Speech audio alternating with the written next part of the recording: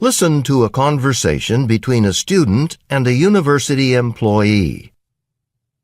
Hi, I need to pick up a gym pass. Okay, I'll need your name, year, and university ID. Here's my ID card, and my name is Gina Kent, and I'm first year. Okay, Gina, I'll type up a pass for you right away. Great. This is exciting. I can't wait to get started. Oh, this is a wonderful gym. That's what everybody's been saying. Everyone is talking about the new pool and the new indoor courts, but what I love is all the classes. The classes? Yeah, like the swimming and tennis classes and everything. Oh, yeah, but this pass doesn't entitle you to those. It doesn't? No, the classes fall into a separate category. But that's my whole reason for getting a pass. I mean, I was planning to take a swimming class. But that's not how it works. This pass gives you access to the gym and to all the equipment and to the pool and so forth, but not when the teams are practicing, so you'd have to check the schedule. But what do I have to do if I want to take a class? You'll have to 1, register, and 2, pay the fee for the class. But that's not fair. Well, I think if you think about it, you'll see that it's fair. But people who play sports in the gym, they don't have to pay anything. Yes, but they just come in and play or swim on their own. But taking a class, that's a different story. I mean, someone has to pay the instructors. So, if I want to enroll in a class... Then you have to pay extra. The fee isn't very high, but there is a fee. So, what class did you say you wanted to take? Swimming. Okay, swimming classes are $30 a semester. I guess I could swing that, but I'm still not convinced it's fair. So, do I pay you? Well, first you need to talk to the instructor. They have to assess your level and steer you to the right class, beginner, intermediate. You mean I have to swim for them? Show them what I can do? No, you just tell them a little bit about your experience and skills so they know what level you should be in. Oh, okay. So, I guess I'll need an appointment. And I can make that for you right now. And then I'll type up your gym ID card. You'll need it to get into the building. Now, about that appointment, how does Wednesday at 3 sound? Fine. Okay, and you'll be meeting with Mark Giddis. He's the swimming instructor. He also coaches the swim team. And here, I've jotted it all down for you. Great. Thanks. Listen again to part of the conversation, then answer the question. Yes, but they just come in and play or swim on their own. But taking a class, that's a different story. What does the man imply when he says this? But taking a class, that's a different story. Listen to part of a lecture in a biology class. The class has been learning about birds. Okay, today we're going to continue our discussion of the parenting behaviors of birds. And we're going to start by talking about what are known as distraction displays. Now, if you're a bird and there's a predator around, what are you going to do? Well, for one thing, you're going to try to attract as little attention as possible, right? Because if the predator doesn't know you're there, it's not going to try to eat you. But sometimes certain species of birds do the exact opposite. When a predator approaches, they do their best to attract the attention of that predator.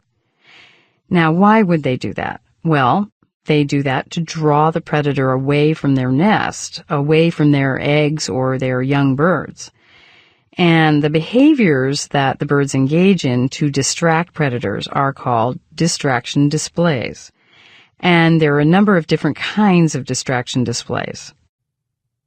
Most of the time, when birds are engaging in distraction displays, they're going to be pretending either that they have an injury or that they're ill or that they're exhausted. Something that'll make the predator think, here's an easy meal. One pretty common distraction display is what's called the broken wing display. And in a broken wing display, the bird spreads and drags a wing or its tail. And while it does that, it slowly moves away from the nest. So it really looks like a bird with a broken wing. And these broken wing displays can be pretty convincing. Another version of this kind of distraction display is where the bird creates the impression of a mouse or some other small animal that's running along the ground. A good example of that kind of display is created by a bird called the purple sandpiper. Now, what the purple sandpiper does is, when a predator approaches, it drags its wings, but not to give the impression that its wings broken, but to create the illusion that it has a second pair of legs. And then it raises its feathers, so it looks like it's got a coat of fur. And then it runs along the ground, swerving left and right, like it's running around little rocks and sticks. And as it goes along, it makes this little squealing noise. So from a distance, it really looks and sounds like a little animal running along the ground, trying to get away. Again, to the predator, it looks like an easy meal. Now, what's interesting is that birds have different levels of performance of these distraction displays. They don't give their top performance, their prime time performance every time. What they do is they save their best performances, their most conspicuous and most risky displays, for the time just before the baby birds become able to take care of themselves. And they time it that way because that's when they'll have made the greatest investment in parenting their young. So they're not going to put on their best performance just after they've laid their eggs because they haven't invested that much time or energy in parenting yet. The top performances are going to come later. Now, you have some birds that are quite mature, are quite capable almost as soon as they hatch. And in that case, the parent will put on the most conspicuous distraction displays just before the babies hatch. Because once the babies are hatched, they can pretty much take care of themselves. And then you have other birds that are helpless when they hatch. In that case, the parent will save its best performances until just before the babies get their feathers. Why does the professor say this? But sometimes certain species of birds do the exact opposite. When a predator approaches, they do their best to attract the attention of that predator. Now, why would they do that? Listen again to part of the lecture, then answer the question. Most of the time, when birds are engaging in distraction displays, they're going to be pretending either that they have an injury or that they're ill or that they're exhausted. Something that'll make the predator think, here's an easy meal. Why does the professor say this? Something that'll make the predator think, here's an easy meal. Listen again to part of the lecture, then answer the question. Now, what the purple sandpiper does is, when a predator approaches, it drags its wings. But not to give the impression that its wings broken, but to create the illusion that it has a second pair of legs. Why does the professor say this? But not to give the impression that its wings broken. Listen to part of a lecture in an architecture class. Today, we're taking a little detour from the grand styles of public architecture we've been studying to look at residential architecture in the United States. Since this is something we can all identify with, I think it'll help us see the relationship between the function of a structure and its style or form.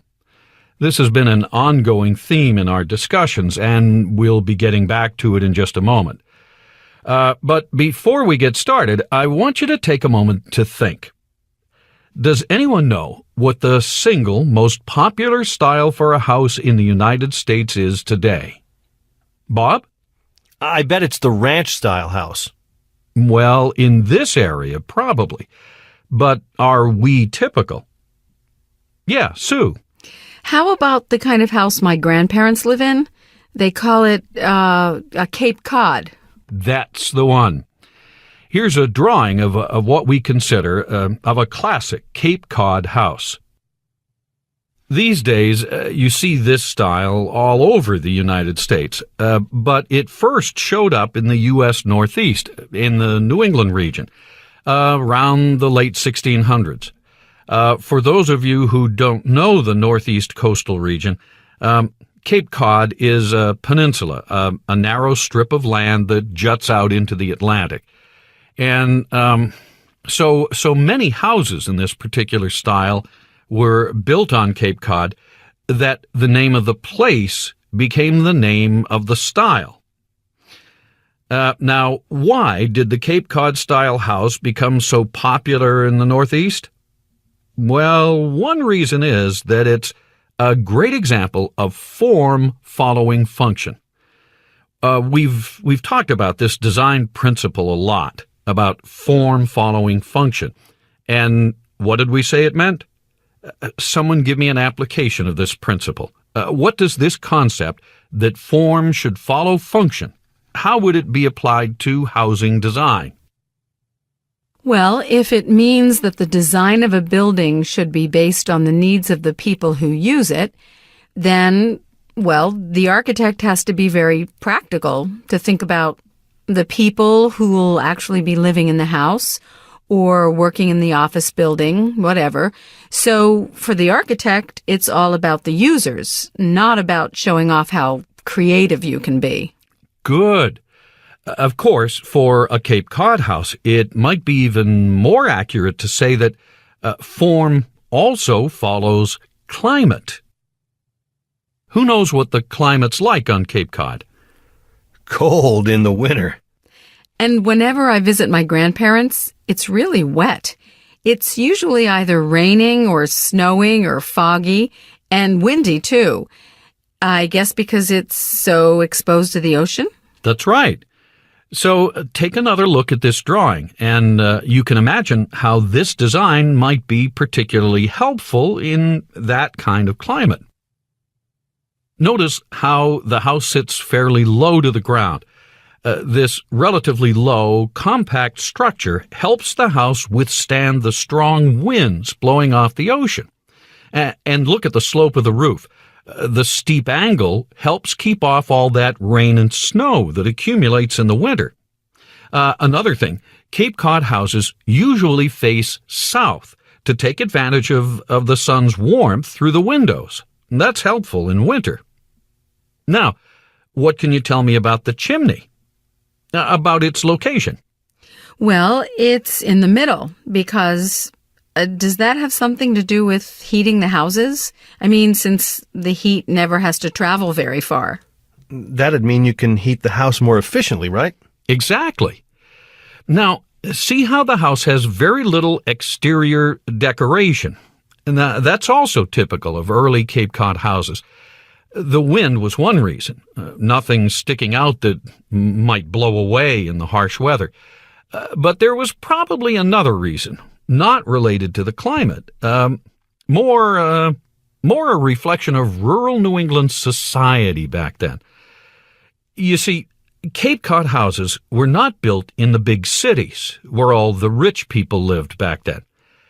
These were modest dwellings. The people who built them simply couldn't afford lots of expensive decorative details. But it was more than just a matter of money. In these rural areas, people depended on each other for survival.